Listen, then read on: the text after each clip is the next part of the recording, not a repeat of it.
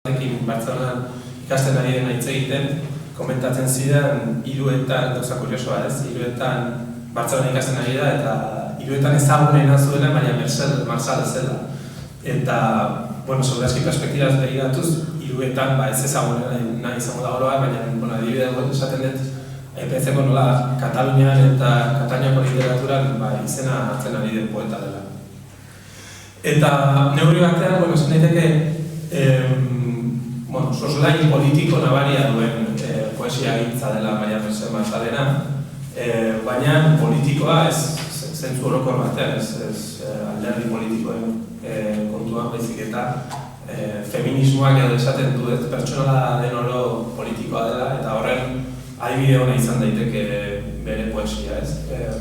Oso espazio intimoan edo jokatzen diren poema dira oroa, bi gorputz edo bi pertsonen arteko hartu emanean, baina hartu eman horretan azaltzen dira inbat gai politiko edo boterea, menpekotasuna eta beste.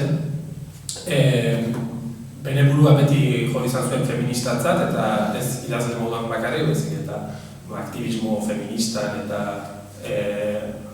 parte hartutako izan zen. Eta bere poesian ere hori soma daiteke, baina ez bakarrik feminismoa, neurri batean hainbat identitate politiko uztartzen dira bere poesia gintzan eta ez beti erraz uztartzen diren identitate politikoak, alde batetik emakume izatea, baita lesbian izatea ere, baina abertzalea eta marxista ez.